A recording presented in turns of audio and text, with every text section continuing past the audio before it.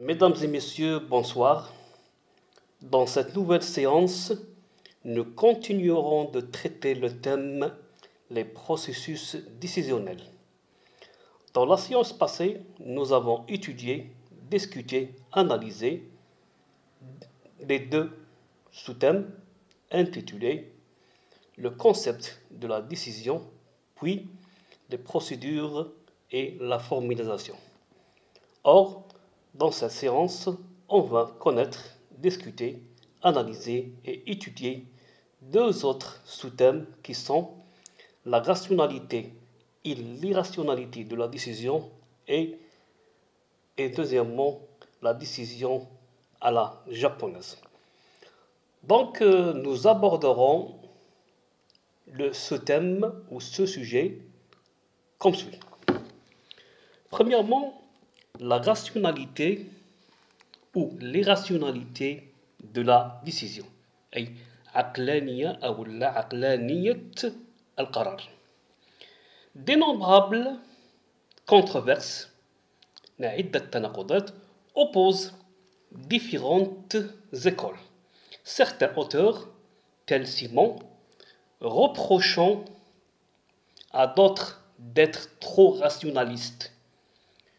D'une façon générale, cependant, il convient de remarquer que c'est le modèle des économistes classiques ou néoclassiques qui a marqué les recherches sur la décision. Donc, selon pareille vision, l'homo economicus, c'est-à-dire l'homme économique, cet être de logique abstraite, agit en fonction d'un unique but, maximiser ses intérêts personnels, يعني تعظيم مصالح الشخصية. Avant de décider, de trancher, notre calculateur balance entre ses propres avantages et les coûts attachés au choix.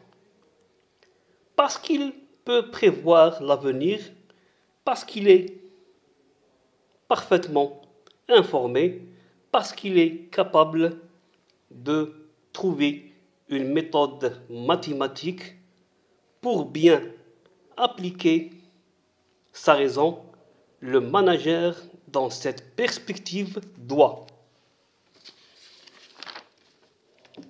chercher et trouver la meilleure solution aux problèmes rencontrés. Tel est le modèle de la rationalité pure et parfaite qui inspire Taylor, naïvement persuadé comme bon nombre de ses contemporains qu'on peut trouver the one best one يعني أفضل طريقة والوحيدة ولا the one best way. Mais face aux difficultés rencontrées, c'est-à-dire la crise de 1929 et la Seconde Guerre mondiale, la crise contemporaine, la mondialisation, l'échec social du management des années 90, et on ne peut s'en tenir à cette vision scientiste, c'est-à-dire النظرة العلموية, et pas trop optimiste. Déjà, Herbert Simon et plus généralement le courant behavioriste, c'est-à-dire التيار السلوكي, conscient de la contingence du monde et du caractère largement imprévisible de l'avenir, préfère s'en tenir à une rationalité limitée, à une rationalité de procédure plutôt que de viser par le calcul le maximum de gains.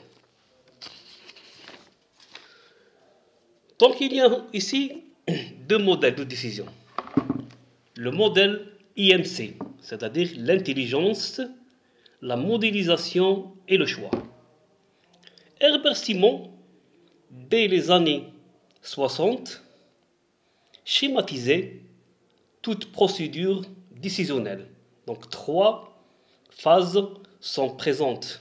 Premièrement, l'intelligence ou la compréhension du problème tel qu'il se pose, la modélisation, c'est-à-dire la conception des solutions, et enfin le choix, à savoir la sélection de la variante qui donne la satisfaction au plus grand nombre. Deuxième, les modèles de décision. Donc il y a, premièrement, le décideur rationnel. Deuxièmement, le décideur contraint par l'organisation. Rationalité limitée. Troisièmement, le décideur politique donnant la priorité au jeu des acteurs. Et quatrièmement, c'est le non-décideur qui laisse l'anarchie s'installe. Dans les années 80, de nombreux auteurs, Metzenberg, Peters et Waterman, par exemple, vont s'en prendre aux illusions et aux croyances propres au management enseigné dans les meilleures business schools nord-américaines. Encore, tout imprégné de la foi dans le One Best Way.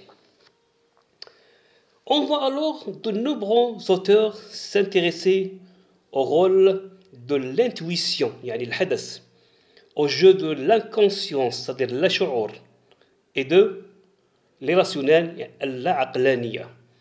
Au cours de la prise de décision, ainsi Morita va jusqu'à accorder un privilège déterminant à la dimension intuition, postulant qu'elle entraîne des ruptures qualitatives, يعني انقطاعات نوعية fécondes, que le calcul impliqué par la pratique des méthodes prétendues scientifiques. Un exemple. La décision prise par le président de Sony de lancer un Walkman, alors que les aides à la décision, les études de marché ont entre autres semblé condamner le projet. Donc bref, on laisse une large part à la créativité et à la rapidité au cours du processus de décision. Enfin, décider, c'est imposer une volonté et l'on risque d'assister à un choc entre les acteurs si la volonté de l'un s'oppose à celle des autres. Pour réduire ce risque, on s'efforce de faire converger toutes les volontés ainsi que nous les avons déjà souvent constaté. Pour cela, on souhaite faire de l'organisation un foyer où se concentrent les valeurs et les buts partagés par les différentes parties prenantes, le top management, le middle management, les hommes des centres opérationnels, d'où les tentatives répétées sous des formes diverses de décentralisation, de participation à la prise de décision afin que chaque personne dans l'entreprise, quel que soit son rang, puisse s'auto-motiver, تحفيز ذاتي أو تشجيع ذاتي en prenant part de façon active au choix. Tel est l'objet le plus propre des fameux cercles de qualité que l'on a considéré comme typique d'un management à la japonaise. Donc le deuxième sous-thème, c'est la décision à la japonaise. Il est devenu banal de comparer les méthodes de décision américaines, le modèle A, au management japonais, le modèle J. Les Américains considèrent que la démarche stratégique, formulation des objectifs, le choix des moyens ne peut provenir essentiellement que des gestionnaires de haut niveau, du top management. Ceux-ci sont incités à élaborer des politiques à long terme pour une durée qui peut parfois atteindre 10 ans, à mesure que l'on descend l'échelle de la hiérarchie. L'horizon des plans diminue pour se limiter à quelques jours à l'intérieur des centres opérationnels, dans l'atelier ou au sein de l'équipe de vente par exemple. Il résulte de cette pratique un manque d'engagement personnel ou collectif des différents membres composant la firme. Maintenant, dans l'entreprise japonaise, il en va tout autrement, car on considère l'élaboration d'une décision comme une affaire collective qui concerne non seulement les personnels d'encadrement à tous les niveaux, mais aussi les employés et les ouvriers qui, nul ne peut le nier, sont aussi intéressés par le devenir de l'organisation que les gestionnaires du rang supérieur. La clé de voûte, yani Hajar Zawiya, de la réflexion stratégique se situe du reste au plan des cadres moyens que l'on considère comme constituant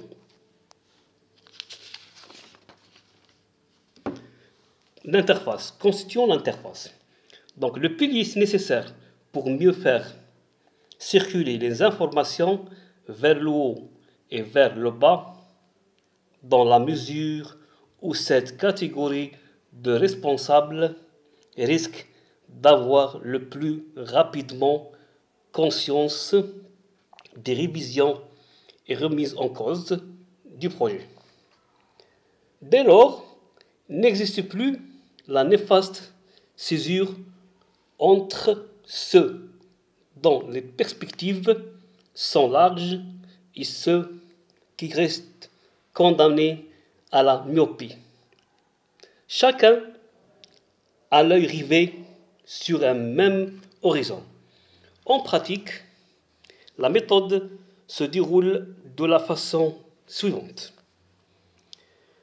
Toute personne a la possibilité de faire circuler une proposition écrite, le Ringi Seido, qui, si elle recueille l'assentiment, c'est-à-dire le ittifaq ou le muwafaqa, du plus grand nombre, parvient à la direction générale, qui se doit alors d'en tenir compte, avouant que la formule est lourde et qu'elle ne peut s'appliquer à toutes les formes de décision. De plus, dans la ferme japonaise où l'on pratique, en principe, l'emploi à vie, la formation et la promotion interne garantissent la fidélité et l'engagement du personnel. Les gens ne sont pas spécialisés, mais on les change de service tout au long de leur carrière. Ils bénéficient par conséquent de formation et de parrainage dispensés par des experts plus aguerris,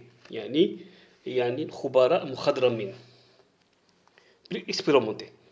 La grande ferme opérant grâce au concours d'une constellation de PME, petites et moyennes entreprises, noue des relations étroites de partenariat avec les fournisseurs et les sous-traitants. En amont, et les fameuses maisons de commerce Sogo, Shosha, en aval. Il devient alors possible de régulariser la production et de diminuer les stocks grâce aux célèbres techniques du Kanban. Ça veut dire la livraison juste à temps des produits intermédiaires. Enfin, on pratique largement l'intéressement du personnel à des tâches enrichies dans le cadre des cercles de qualité. Ceci a pour effet de promouvoir continuellement la qualité de la production. En dernier, on vous remercie de votre attention et de votre suivi et de votre patience et on souhaite que ces notions sont bien maîtrisées et sont bien assimilées et sont bien comprises. Aussi, on vous remercie de votre soutien. Enfin, je vous remercie avec vous, le professeur Monsieur Kifif Mohamed.